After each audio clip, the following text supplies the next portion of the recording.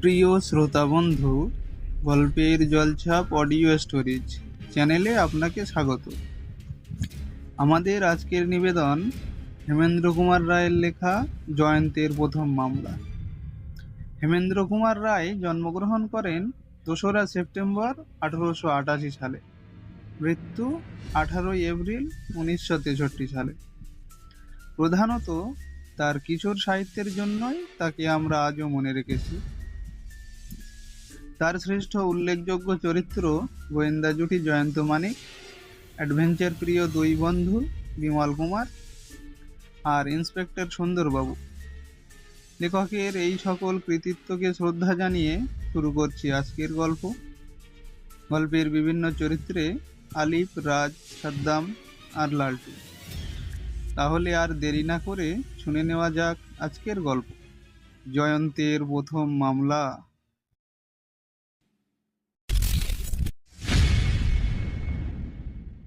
আমার বন্ধু জয়ন্ত গোয়েন্দাগিরি করে এখন যথেষ্ট যশস্বী হয়েছে।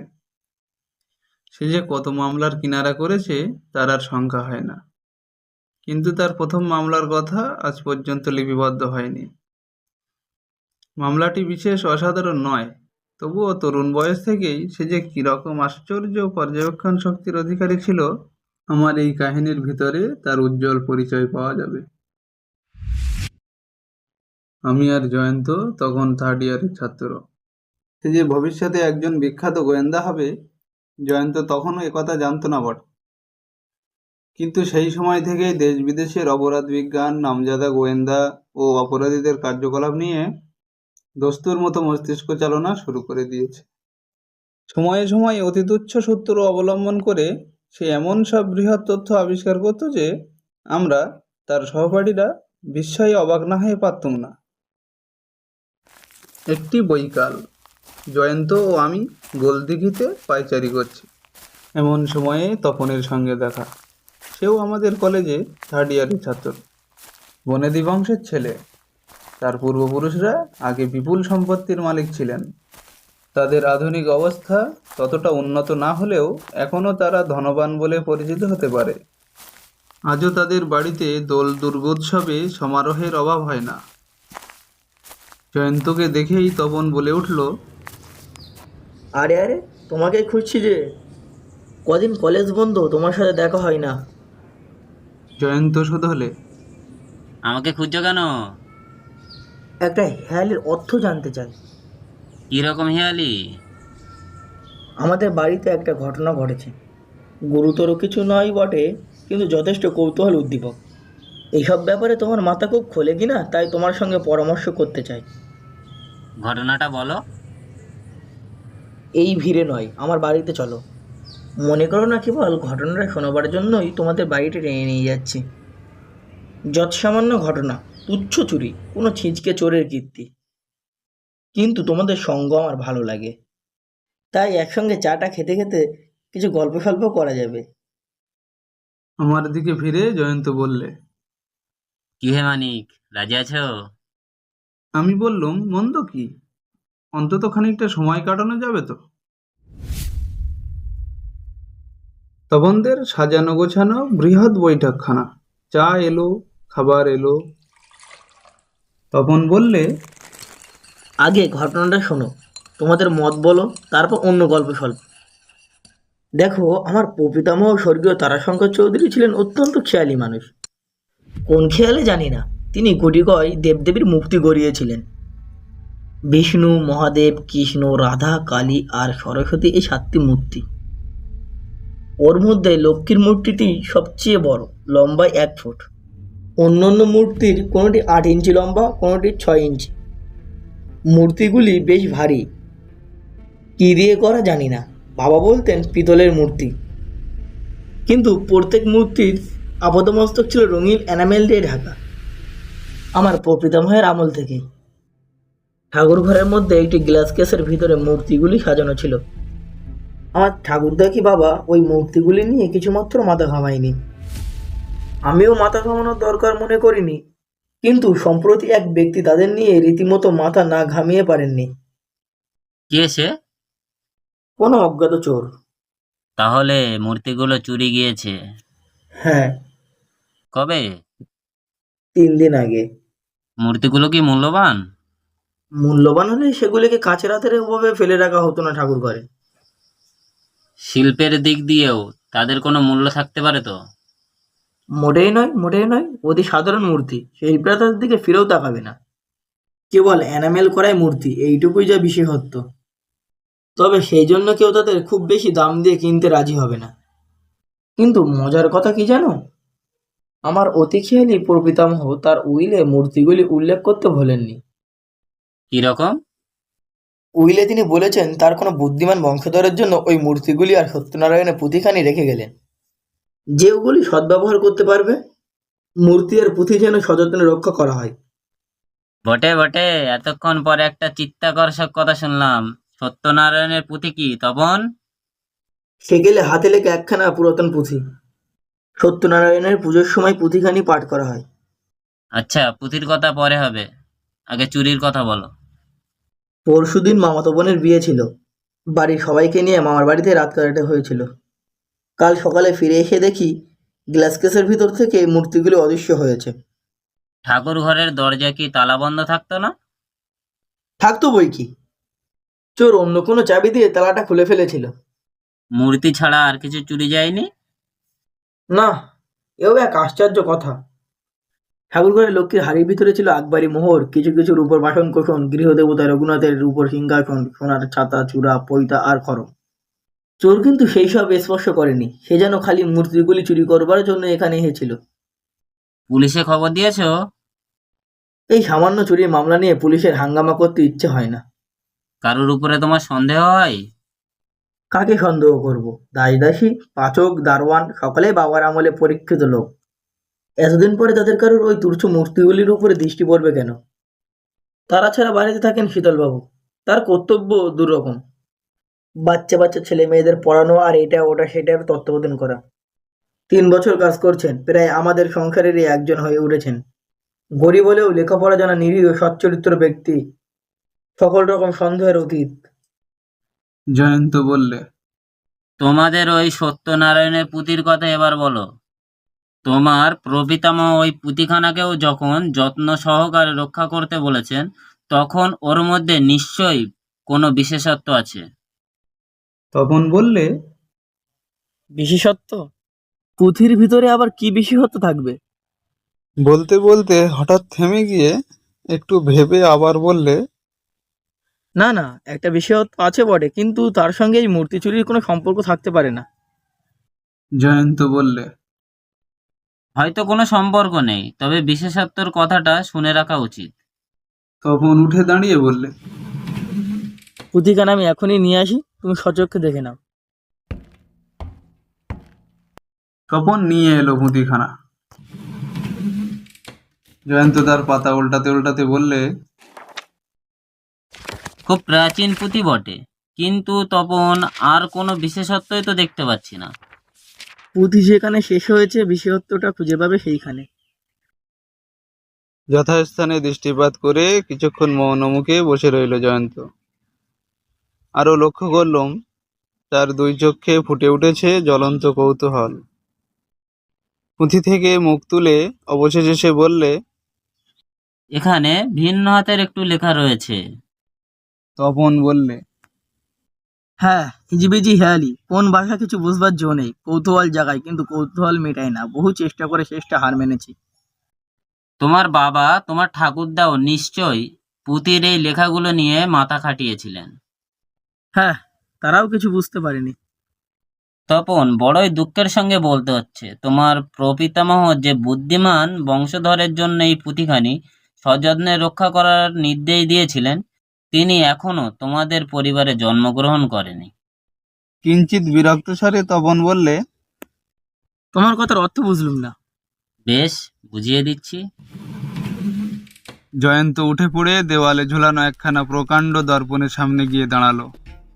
তারপর পুঁথিখানি তুলে ধরে আয়নার ভিতরে তার প্রতিবিম্ব দেখতে দেখতে একখণ্ড কাগজের উপরে কি সব লিখে যেতে লাগলো। তারপর ফিরে এসে কাগজখানা আমাদের সামনে টেবিলের উপরে ফেলে দিয়ে বললে, এইবার পড়ে দেখো। সাগ্রহে ঝুঁকে পড়ে আমরা দুজনে এই কথাগুলি পাঠ করলুম। অভাবে অভাবে স্বভাব নষ্ট করিবে না, সর্বদা দেবদেবীর মূর্তি স্মরণ করিবে। নিশ্চিত জানিও তোমার অভাব লইয়া মাথা ঘামাইতে হইবে না, চিন্তা দূর করিবে। লক্ষ্মী ছাড়া হইলে জীবনে লক্ষ্মীর বিশেষ কাজে লাগে না। জগদীশ্বর কত রূপে দ্রষ্টব্য। তপন চমৎকৃত কণ্ঠে বললে, ওই হেয়ালির ভিতরে এইসব কথা ছিল? জয়ন্ত বললে, হ্যাঁ, কিন্তু যা তুমি হেয়ালি বলে ভ্রম করছো তা হলো আমাদের সরল মাতৃভাষায় কেবল উল্টো করে সাজানো। এ হচ্ছে একরকম সাদাসিধে গুপ্তলিপি। ইংরাজিতে একে বলে লুকিং গ্লাস সিভার বা দর্পণ গুপ্তলিপি। পঞ্চদশ শতাব্দীতেও ইতালির চিন্তাশীল চিত্রশিল্পী লিওনার্দো দা ভিঞ্চি এর উপরেও গুপ্তলিপি রচনা করেছিলেন। আয়নার সামনে ধরলে এরকম গুপ্তলিপি খুব সহজেই পাঠ করা যায়। তপন বললে, এত সহজে গুপ্তলিপির পাঠ উদ্ধার করে তুমি যথেষ্ট বাহাদুরি পরিচয় দিলে বটে, কিন্তু এটা আমাদের কোনো কাজে লাগবে? এ তো কতগুলি মামুলি উপদেশ মাত্র, সকলে যে জানে, তার জন্য আবার গুপ্তলিপির কি প্রয়োজন? ঠিক বলেছ তপন, এরকম মামুলি উপদেশের জন্য গুপ্তলিপির প্রয়োজন হয় না। তার উপরে উপদেশগুলো কেমন যেন খাপ ছাড়া। আমার কি সন্দেহ হচ্ছে জানো, তোমার প্রপিতামহ এই গুপ্তলিপি রচনার সময় অতিরিক্ত সাবধানতা অবলম্বন করেছিলেন। যেমন বেনারসের এক ধরনের কৌটের ভিতরে আবার কৌটো থাকে, তেমনি এই গুপ্তলিপির প্রথম রহস্যের ভিতরে অন্য কোনো রহস্য আছে। তোমরা এখন দয়া করে বাইরে যাও, আমাকে একটু একা থাকতে দাও। একবার চেষ্টা করে দেখি গুপ্তলিপির আসল অর্থ আবিষ্কার করতে পারি কিনা। বৈঠকখানার পাশেই ছিল তপনদের লাইব্রেরি। তপন আমাকে সেই ঘরের ভিতরে নিয়ে গেল।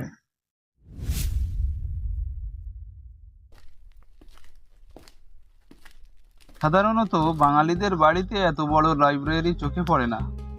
মস্ত ঘরের চারিদিকে দেওয়ালে রাতখানা ঢেকে দাঁড়িয়ে আছে আলমারির পর আলমারি। ভিতরকার বইগুলোর নাম পড়তে পড়তে কেটে গেল খানিকক্ষণ। ফিরে বললুম, তপন, এখানে যতগুলো বইয়ের নাম পড়লুম সবই দেখছি পুরনো যুগের। তপন বললে, তা তো হবেই, এ ঘরে 4 ভাগে 3 ভাগ কিতাব সংগ্রহ করে গিয়েছিলেন আমার প্রপিতামহ। বই কেনা আর বই পড়াও ছিল তার এক অদ্ভুত খেয়াল। বই কেনা আর বই পড়াকে তুমি অদ্ভুত খেয়াল বলে মনে করো? জানো, আমরা পশুত্বের ধাপ থেকে মনুষ্যত্বের ধাপে উঠতে পেরেছি কেবলমাত্র জ্ঞান অর্জনের দ্বারা। জানি, তবু যে কোনো বিষয়ে বাড়াবাড়িটাকে আমি ফ্যাট বলে মনে করি। না, যা আমাদের মনকে উন্নত করে, প্রশস্ত করে, তার বাড়াবাড়িও নিন্দনীয় নয়। দেখছি তোমার প্রপিতামহ ছিলেন একজন অত্যন্ত সুধী ব্যক্তি। হঠাৎ পাশের ঘর থেকে জয়ন্ত উত্তেজিত কণ্ঠে ডাক দিলে, তপন, মানিক, শিগগির এই ঘরে এসো। আবার বৈঠকখানায় ঢুকে দেখলুম জয়ন্ত একখণ্ড কাগজের দিকে স্থিরভাবে তাকিয়ে বসে আছে। তপন শুধলে, ব্যাপার কি ভাইয়া? গুপ্তলিপির ভিতর থেকে আর কোনো নতুনত্ব আবিষ্কার করতে পেরেছো নাকি? পেরেছি, তোমার বাড়ির যত অনর্থের মূলে আছে এই অর্থ। অর্থটা শুনি। এখন নয়, অর্থটা ইঙ্গিতময়, শুনলেও ভালো করে বুঝতে পারবে না। অর্থ প্রকাশ করবার আগে আমি একটা কথা জানতে চাই। কি কথা? সত্যনারায়ণের পুঁথির এই বিশেষত্ব নিয়ে তুমি আর কারোর সঙ্গে আলোচনা করেছো? আগে আগে করতুম বই কি, কিন্তু কেউই ওই হেয়ালি বুঝতে পারেনি। শেষটা হতাশ হয়ে হাল ছেড়ে দিই। কেবল গত মাসে শীতলবাবু কৌতূহল দেখে পুঁথিখানা তার হাতে দিয়েছিলুম বটে। তারপর? শীতলবাবু পরের দিন পুঁথিখানা ফিরিয়ে দিয়ে বলেন তিনিও কিছুই বুঝতে পারেননি। শীতলবাবুকে একবার এখানে ডাকবে? তিনি বইকালে দেশের জন্য বাজারহাট করতে বেরিয়ে গিয়েছেন, সন্ধ্যার আগে ফিরতে পারবেন না। দেশের জন্য বাজার হাট? হ্যাঁ, তার কোনো আত্মীয়ের বিয়ে, তাই 1 সপ্তাহ ছুটি নিয়ে কাল তিনি দেশে যাচ্ছেন। কাল কখন? খুব ভোরের গাড়িতে, সূর্যোদয়ের আগেই তাকে বাড়ি থেকে বেরিয়ে যেতে হবে। শীতলবাবু কি তোমাদের বাড়ির দোতলায় থাকেন? না, বাড়ির 1 তলায়, খিড়কির বাগানের সামনেই। জয়ন্ত প্রায় 5 মিনিট কাল স্তব্ধ হয়ে বসে রইল। তারপর বললে, তপন, আজ রাতে তোমাদের বাড়িতে কি আমাদের একটু জায়গা হবে? তপন বিস্মিত কণ্ঠে বললে, তার মানে? আমি আর মানিক আজ তোমাদের বাড়িতে রাত্রিবাস করতে চাই। যদিও তোমার এই প্রস্তাবের কারণ বুঝতে পারছি না, তবু সানন্দে স্বাগত সম্ভাষণ করছি। কেবল রাত্রিবাস কেন, ডান হাতের ব্যাপারটাও আমার এখানে সেরে নিও। আপত্তি নেই। আরেক কথা, আমি আবার দক্ষিণ খোলা ঘর না হলে ঘুমাতে পারি না। নির্ভয় হও, আমার বাড়ির দক্ষিণ দিকে আছে বাগান আর পুকুর। এখানে সেকালে বাড়ি কিনা, আমার শয়নগিরিও সেই দিকে। তোমরা আমার সঙ্গে একই ঘরে শয়ন করবে।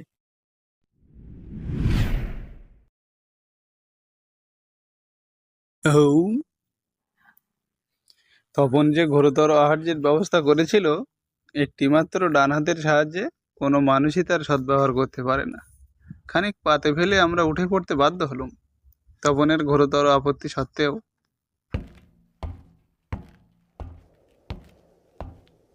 বাগানের দিকে দোতলার বারান্দায় খানিকক্ষণ পায়চারি করলাম তিনজনে। জ্যোৎস্না মাখা রাত, বাগানের তাল নারিকেল পাতায় পাতায় আলোর ফুলঝুরি, সরোবরের নিত্যশীল জলে চন্দ্রকরের চকমকি, মৃদু পত্র মর্মর, বাতাসের ঠান্ডা দীর্ঘশ্বাস, ঝিল্লিদের ঘুম পাড়ানে ঝংকার। খানিকক্ষণ চলল গল্প, তারপরে ঘুমে চোখ ভরে এলো। জয়ন্ত ঘন ঘন হাই তুলতে শুরু করেছে দেখে তপন বললে, চলো এবার শয্যায় গিয়ে আশ্রয় নেওয়া যাক।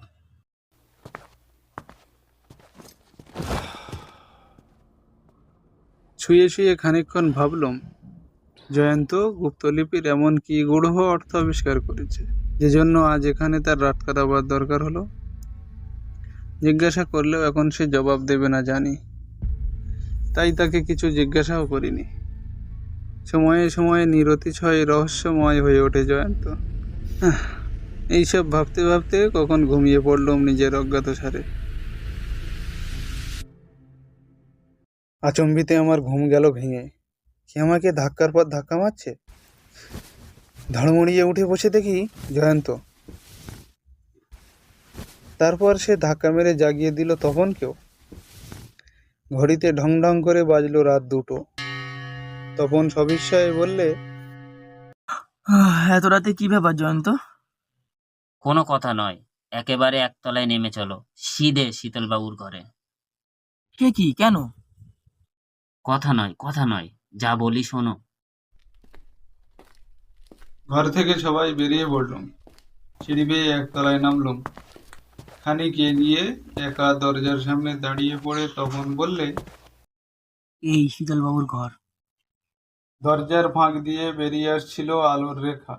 জয়ন্ত বললে, তপন, শীতলবাবুকে ডাকো। তপন ডাকলে। শীতলবাবু, শীতলবাবু। ঘরের আলো গেল নিভে, কোনো সাড়া নেই। তপন আবার ডাকলে। শীতলবাবু, ঘরে আলো নেভালেন কেন? আমার ডাকে সাড়া দিচ্ছেন না কেন? এবার ঘরের ভিতর থেকে সাড়া এলো। কে? আমি তপন, দরজা খুলুন। দরজা খুলে একটি লোক বাইরে এসে বললে, এত রাতে ব্যাপার কি? কোনো বিপদ আপদ হয়েছে নাকি? ইতিমধ্যে জয়ন্ত হাতের টর্চ জ্বেলে ঘরের ভিতরে ঢুকে পড়ে সুইচ টিপে আলো জ্বেলে দিয়েছে।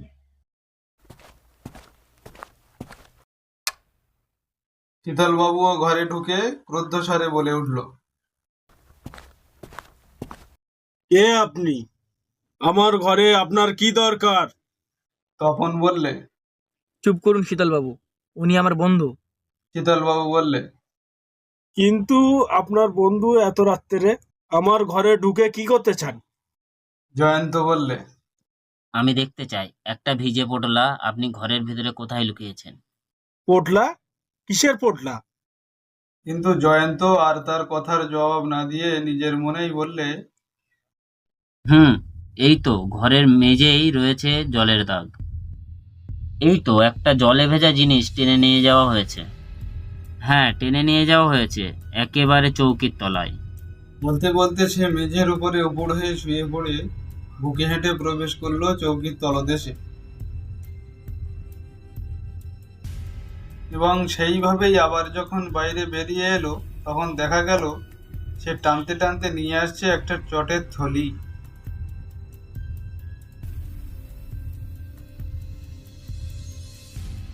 তারপর সে থলির ভিতর হাত চালিয়ে একে একে বার করলে রাধা, কৃষ্ণ, লক্ষ্মী, বিষ্ণু, কালী, মহাদেব ও সরস্বতী, এই 7টি দেবদেবীর এনামেল করা মূর্তি।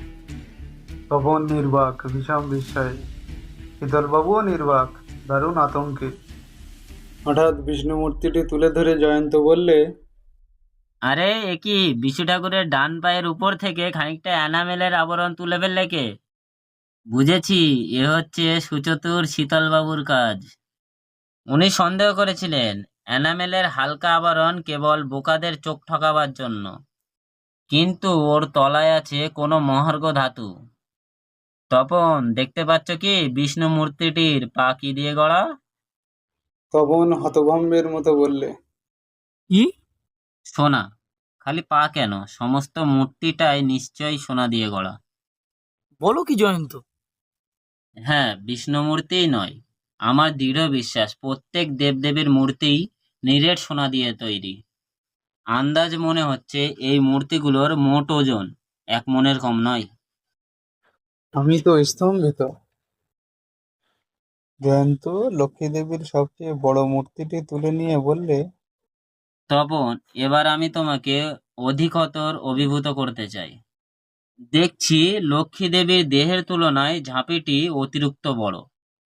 ঝাঁপির ভিতরটা ফাঁপা, কিন্তু ঝাঁপির ঢাকনিটা ভেঙে খুলে ফেললে কে? নিশ্চয় শীতলবাবুর কীর্তি। শীতলবাবু, ঝাঁপির ভিতরে কি ছিল? শীতলবাবু শুষ্ক স্বরে বললে, আমি জানি না। আহা, জানেন বই কি। ঝাঁপের ভিতরে যা ছিল আমাকে ফিরিয়ে দিন। ঝাঁপির ভিতরে কিছুই ছিল না। এখনো মিথ্যা কথা? তপন, তাহলে আর দয়া নয়, তুমি এখনই থানায় ফোন করে দাও, পুলিশ এসে শেষ ব্যবস্থা করবে। পুলিশের নামেই? শীতলবাবু ঠকঠক করে কাঁপতে কাঁপতে বললে, আমাকে ধরিয়ে দেবেন না, আমাকে ধরিয়ে দেবেন না। তাহলে ঝাঁপির ভিতরে কি ছিল দিন?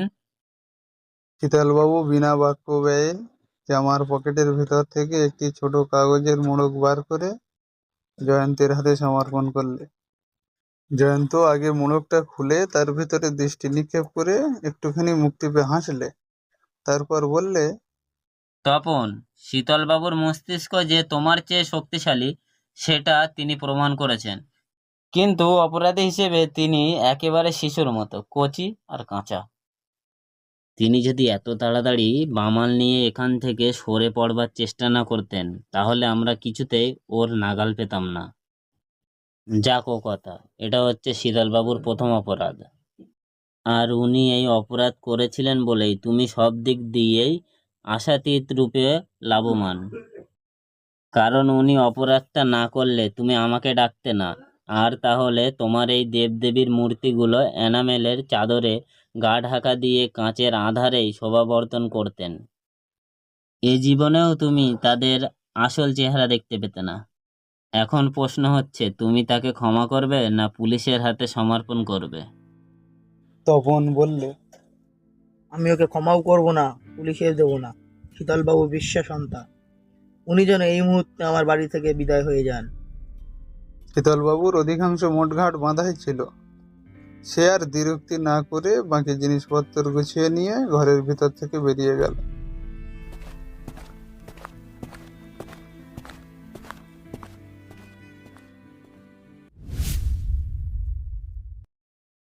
আমি জিজ্ঞাসা করলুম, জয়ন্ত, ওই মোড়কটার ভিতরে কি আছে? জয়ন্ত হাসি মুখে মোড়কটা আমাদের সামনে খুলে ধরে বললে, 7 রাজার ধন, 1 মানিক। প্রকাণ্ড এক হীরকখণ্ড। অত বড় হীরা আমি কখনো চোখেও দেখিনি। তপনের বোধহয় মাথা ঘুরে গেল। সে একটা অস্ফুট শব্দ উচ্চারণ করে ধপাস করে চৌকির ওপর বসে পড়ল। জয়ন্ত বললে, আমি কেন শীতলবাবুর ওপরে সন্দেহ করেছিলাম, এখন সেই কথাই শোনো। এনামেল করা মূর্তিগুলো যে অত্যন্ত মূল্যবান আর সত্যনারায়ণের পুঁতিখানি যে অতিশয় দরকারি। এতদিন কেন যে তোমাদের এমন সন্দেহ হয়নি সেটা আমি কিছুতেই বুঝে উঠতে পারছি না। গুপ্তলিপির রহস্যগুলো তোমরা জানতে না বটে, কিন্তু এটা তো সকলেই জানতে যে তোমার প্রপিতামহ উইলে স্পষ্ট ভাষায় বলে গেছেন যে এই মূর্তি আর এই পুঁথির রহস্য উদ্ধার করতে পারবে সে তার নাম কৃতজ্ঞতার সঙ্গে স্মরণ করবে। হয়তো তোমাদের অভাবে পড়নি বলেই এই কথাগুলির উপরে বিশেষ ঝোঁক যায়নি, হয়তো অভাবে পড়লে তোমাদেরও মাথা খুলে যেত। আমি গুপ্তলিপি পাঠ উদ্ধার করবার আগেই কথাগুলো শুনে নিশ্চিতভাবে ধরে নিয়েছিলাম দেবদেবীর মূর্তিগুলো মূল্যবান। অবশ্যই গুপ্তলিপি পড়বার পর ওর সম্বন্ধে আমার আর কোনো সন্দেহ থাকেনি। বাড়ির লোকেই যে চুরি করেছে এটা বুঝতেও আমার বিলম্ব হয়নি। ঠাকুর ঘরে তালার জন্য নতুন একটা চাবি গড়বার সুযোগ বাড়ির লোকেরই, বাইরের চোর মূর্তির রহস্য জানতো না। অতএব কেবল মূর্তিগুলো চুরি করেই সরে পড়তো না, ঘটনার দিন রাতে বাড়িতে ছিল দাসী, পাঁচক, দারোয়ান। নিশ্চয় তাদের কেউ চুরি করেনি, কারণ তাহলে সে ঠাকুর ঘরে সোনা রূপার জিনিসগুলো ফেলে যেত না। বাড়ির ভিতরে তাদের কথা বাদ দিলে বাকি থাকে কেবল শীতলবাবু। আমার যুক্তি বলল সেই চোর, কিন্তু কেন সে বেছে বেছে কেবল মূর্তিগুলোই চুরি করলো? আমার মতো সেও কি ভিতরের রহস্য আবিষ্কার করবার কোনো সুযোগ পেয়েছিল? তপনকে জিজ্ঞাসা করে জানলুম পেয়েছিল।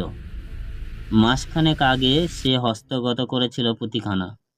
খুব সম্ভবত আমার মতো তাড়াতাড়ি সে গুপ্তলিপির পাঠ উদ্ধার করতে পারেনি। সেই চেষ্টাই তার কিছুদিন কেটে যায়, তারপর নতুন চাবি গড়িয়ে চুরি করে সে প্রথম সুযোগেই। কিন্তু চোরাই মাল সে রাখলে কোথায়? অত রাতে মূর্তি নিয়ে নিশ্চয়ই সে বাড়ির বাইরে যেতে সাহস করেনি, কেউ না কেউ তাকে বেরোতে দেখতে পাবে। আর বাইরেই বা সে যাবে কোথায়? তার বাসা যখন এই বাড়িতেই।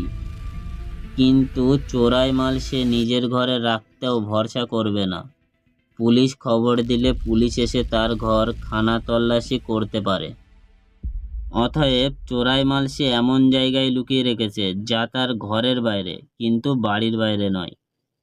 কিন্তু সে জায়গাটা কোথায়? তার ঘরের পাশেই আছে বাগান আর পুকুর। বাগানের মাটি খুঁড়ে বা পুকুরের জলে ডুবিয়ে মূর্তিগুলো লুকিয়ে রাখা যেতে পারে। শীতলবাবু বুদ্ধিমান, কিন্তু কাঁচা অপরাধী। ধরা পড়বার ভয়ে 2 দিন যেতে না যেতে স্থির করলো কোনো উপায়ে ছুটি নিয়ে দেশে চলে যাবে। আমি তৎক্ষণাৎ আমার পথ দেখতে পেলুম। সে দেশে যাবে কাল সকালে, আর যাবার সময় বহুমূল্য মূর্তিগুলো নিশ্চয় এখানে ফেলে রেখে যাবে না।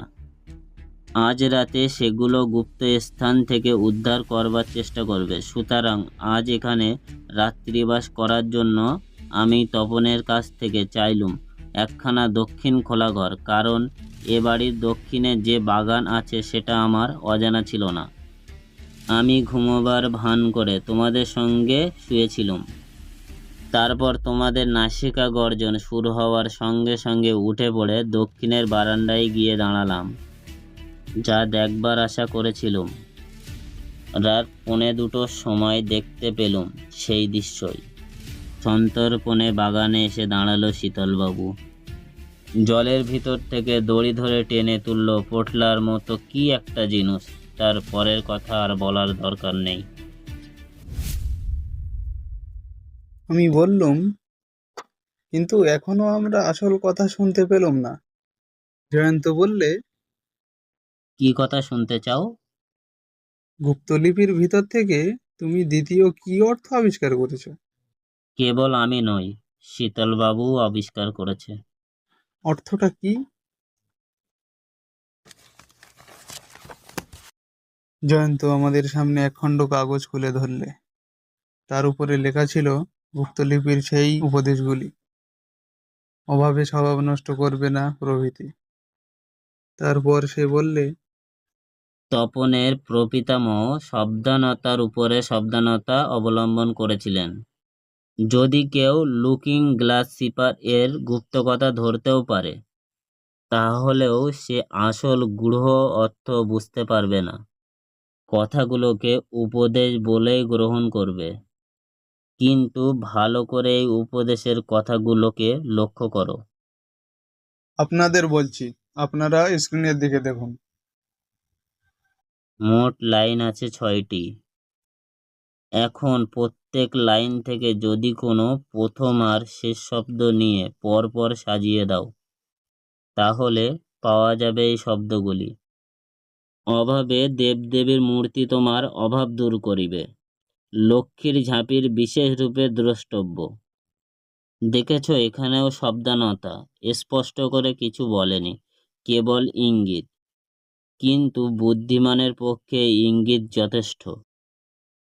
আমি বললুম, তাহলে উপন্যাসের মরালটা কি দাঁড়ালো? জয়ন্ত হেসে বললে, মনীষা থাকলেও বুদ্ধিমান ব্যক্তি যদি অসৎ পথে যায়, তবে শেষ পর্যন্ত ঠকতে হয়, যেমন শীতলবাবু। আর মনীষা না থাকলে? সৎ পথে নির্বোধকেও লাভবান করে, যেমন তপন। তপন সহাস্য বদনে বললে, যতই আজ বাক্য বাগুরা বিস্তার করো, কিছুই আমি গ্রাহ্য করব না। আমার সোনার দেব দেবীদের কত কত প্রণাম করে এখনই দুর্ভেদ্য লোহার সিন্ধুকে তুলে রাখবো।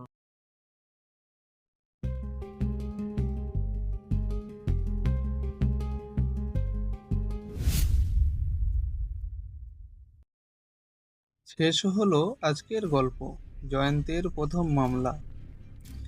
জয়ন্তের চরিত্রে রাজ, মানিকের চরিত্রে সাদ্দাম, তপনের চরিত্রে আলিফ ও শীতলবাবুর চরিত্রে লালটু। গল্পের পোস্টার, সাউন্ড এফেক্ট ও সমগ্র পরিচালনা টিম গল্পের জলছাপ অডিও স্টোরিজ। গল্পটি ভালো লাগলে একটা লাইক দিন এবং কমেন্ট করে আপনার মতামত জানান। শেয়ার করে দিন আপনার বন্ধুদের কাছে এবং সাবস্ক্রাইব করে আমাদের পাশে থাকুন, কারণ আপনার একটা সাবস্ক্রাইব আমাদেরকে আরও একটু সাহস যোগায়। ফিরে আসবো আবার নতুন একটা গল্প নিয়ে। ততক্ষণ সবাই ভালো থাকুন, সুস্থ থাকুন। ধন্যবাদ।